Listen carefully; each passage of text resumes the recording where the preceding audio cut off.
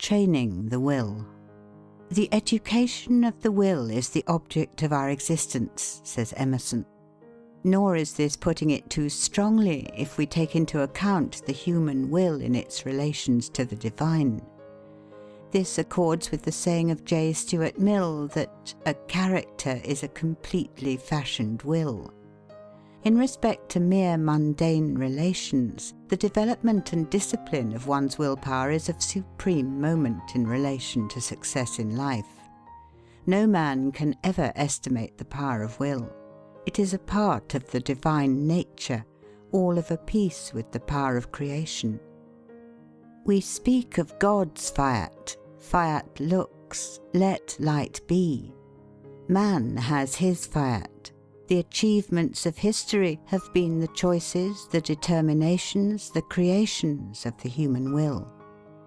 It was the will, quiet or pugnacious, gentle or grim, of men like Wilberforce and Garrison, Goodyear and Cyrus Field, Bismarck and Grant, that made them indomitable. They simply would do what they planned. Such men can no more be stopped than the sun can be, or the tide. Most men fail, not through lack of education or agreeable personal qualities, but from lack of dogged determination, from lack of dauntless will. It is impossible, says Sharman, quote, to look into the conditions under which the battle of life is being fought, without perceiving how much really depends upon the extent to which the willpower is cultivated, strengthened, and made operative in right directions. End quote. Young people need to go into training for it. We live in an age of athletic meets. Those who are determined to have athletic willpower must take for it the kind of exercise they need. This is well illustrated by a report I have seen of the long race from Marathon in the recent Olympian Games, which was won by the young Greek peasant Sotirios Louas. A struggle in the race of life.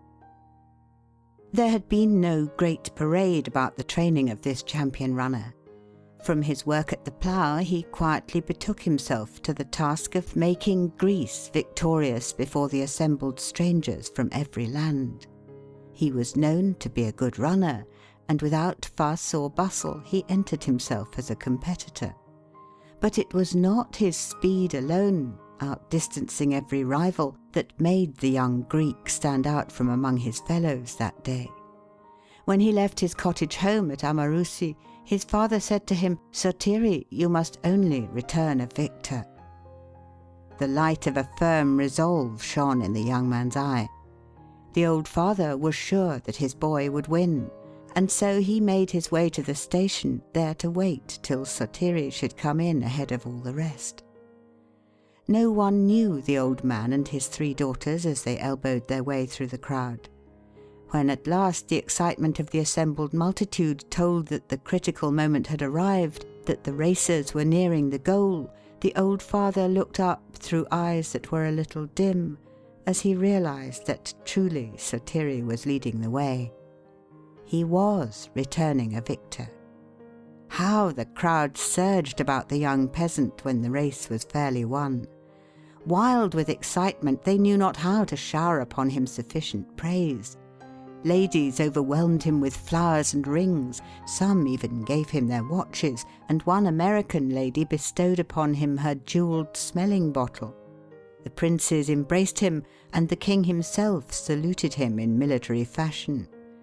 But the young Sotirios was seeking for other praise than theirs. Past the ranks of royalty and fair maidenhood, past the outstretched hands of his own countrymen, past the applauding crowd of foreigners, his gaze wandered till it fell upon an old man, trembling with eagerness, who resolutely pushed his way through the excited, satisfied throng. Then the young face lighted, and as old Louas advanced to the innermost circle with arms outstretched to embrace his boy, the young victor said simply, "You see, father, I have obeyed." Mental discipline. The athlete trains for his race, and the mind must be put into training if one will win life's race. It is, says Professor Matthews, quote, only by continued, strenuous efforts, repeated again and again, day after day, week after week, and month after month, that the ability can be acquired to fasten the mind to one subject, however abstract or knotty, to the exclusion of everything else.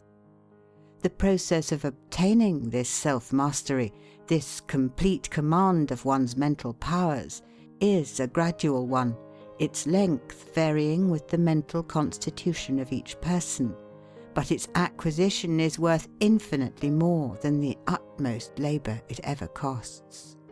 End quote. Perhaps the most valuable result of all education, it was said by Professor Huxley, quote, "is the ability to make yourself do the thing you have to do when it ought to be done, whether you like it or not. It is the first lesson which ought to be learned, and however early a man's training begins, it is probably the last lesson which he learns thoroughly." End quote. Doing things once. When Henry Ward Beecher was asked how it was that he could accomplish so much more than other men, he replied, quote, "I don't do more, but less than other people. They do all their work 3 times over, once in anticipation, once in actuality, once in rumination. I do mine in actuality alone, doing it once instead of 3 times." End quote. This was by the intelligent exercise of Mr. Beecher's willpower in concentrating his mind upon what he was doing at a given moment, and then turning to something else. Anyone who has observed businessmen closely has noticed this characteristic. One of the secrets of a successful life is to be able to hold all of our energies upon one point, to focus all of the scattered rays of the mind upon one place or thing. Centralizing force. The mental reservoir of most people is like a leaky dam which we sometimes see in the country, where the greater part of the water flows out without going over the wheel and doing the work of the mill. The habit of mind-wandering, of worrying about this and that. Quote, "Genius, that power which dazzles mortal eyes, is oft but perseverance in disguise." End quote. Many a man would have been a success had he connected his fragmentary efforts. Spasmodic, disconnected attempts without concentration, uncontrolled by any fixed idea, will never bring success. It is continuity of purpose alone that achieves results. Learning to swim. The way to learn to run is to run. The way to learn to swim is to swim. The way to learn to develop willpower is by the actual exercise of willpower in the business of life.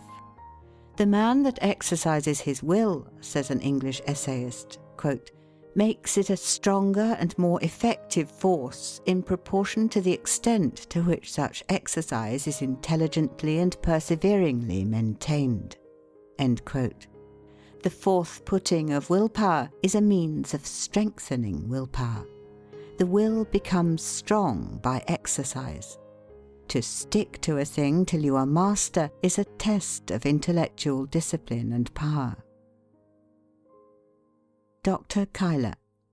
It is astonishing, says Dr. Theodore Cuyler, quote, "how many men lack this power of holding on until they reach the goal. They can make a sudden dash, but they lack grit. They are easily discouraged. They get on as long as everything goes smoothly, but when there is friction, they lose heart. They depend on stronger personalities for their spirit and strength. They lack independence or originality. They only dare to do what others do. They do not step boldly from the crowd and act fearlessly." End quote. The big trees. What is needed by him who would succeed in the highest degree possible is careful planning. He is to accumulate reserved power that he may be equal to all emergencies. Thomas Starr King said that the great trees of California gave him his first impression of the power of reserve. Quote, "It was the thought of the reserve energies that had been compacted into them," he said, "that stirred me. The mountains had given them their iron and rich stimulants. The hills had given them their soil, the clouds had given their rain and snow, and 1,000 summers and winters had poured forth their treasures about their vast roots." End quote.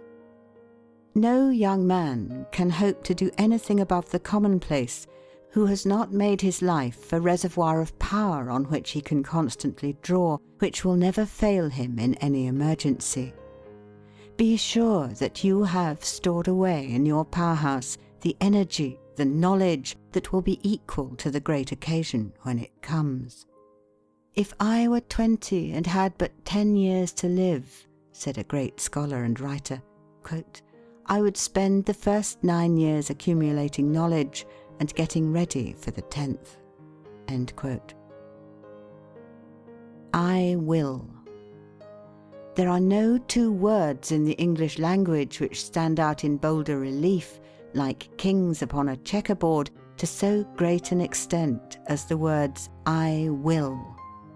There is strength, depth and solidity, decision, confidence and power, determination, vigour and individuality in the round, ringing tone which characterises its delivery.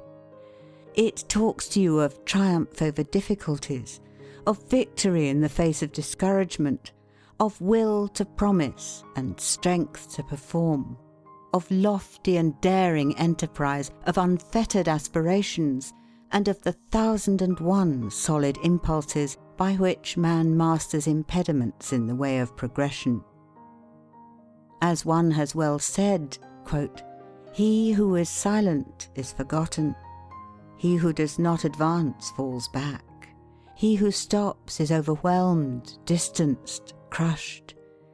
He who ceases to become greater becomes smaller.